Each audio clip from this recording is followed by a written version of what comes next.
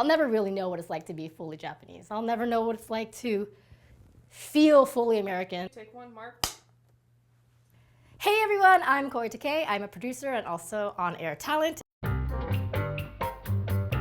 I was born and raised here in Los Angeles, California, but you might be able to notice, maybe not, that my parents are actually from Asia. My father is from Japan and my mom's from Thailand. I'm very, very close to my father, and my father is the Japanese one, and he comes from a very small countryside town in Japan. It's called Shimane. Shimane is like the smallest prefecture. Prefectures are comparable to states in the United States. A couple years back, I decided I wanted to get to know a lot more about the Japanese culture, not just eating the food, not just speaking the language, and not just doing some traditional Japanese stuff, but I really wanted to immerse myself in the culture. So not just visit family, but actually go out there and live and really feel what it's like to be part of the Japanese culture and get to know my father in that aspect, get to know his background. It's funny because I think that a lot of Japanese people tend to have such strong pride in Japanese blood. So every time I'm sad, my dad would be like, oh, you have Japanese blood, just be proud and be strong. So I went to Japan.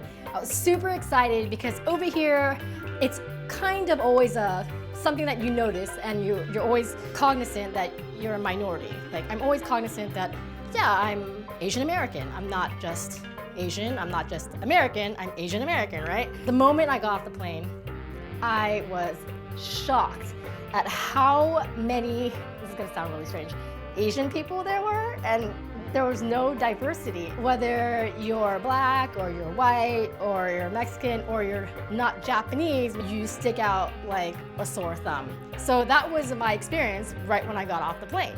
They would ask me questions like, do you know how to use chopsticks? Can you eat sushi? And I'm like, this is incredible. I mean, I flat out told them that my father's Japanese. How would I not know how to use chopsticks?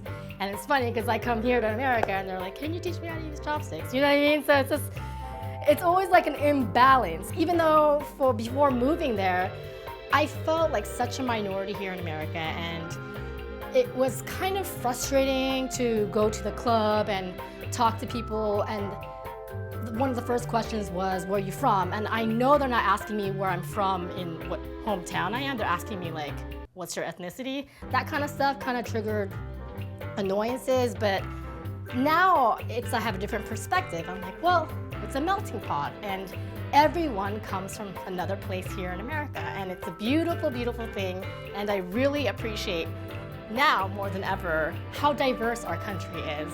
Being raised here in Los Angeles, I had such high expectation going into Japan and being like, I'm Japanese, guys, I'm coming back home, even though I was never born there, you know?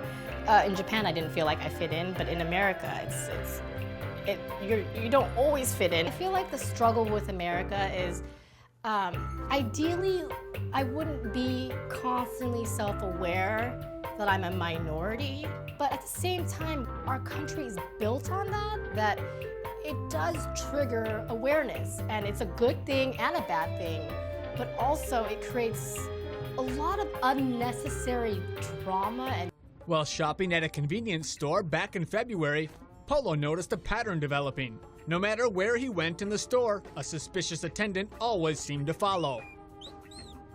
As she busied herself with random tasks, she cast vilifying stares at Polo. It is relevant because that's why our country is the way it is. In the years that followed, waves of immigration changed the makeup of the United States. From 1965 to 2015, half of all U.S. immigrants came from Latin America, and 1/4 came from Asia.